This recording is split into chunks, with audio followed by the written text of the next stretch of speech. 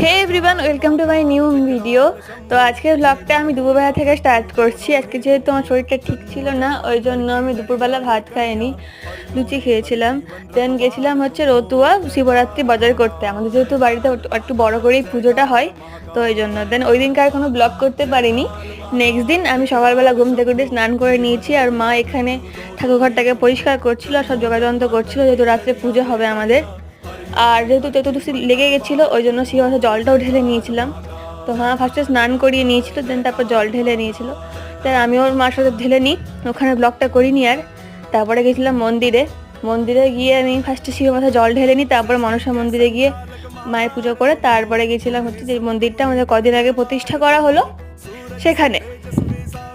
তো সেখানে গিয়ে দেখি যে মন্দির এখনো পরিষ্কার করা হয়নি, তো ওই জন্য কাকিমা পরিষ্কার করে দিচ্ছিল। তারপরে আমি সে জল ঢেলে নিই। আর পুজো ব্লগ নিয়ে দেখা হচ্ছে কালকে।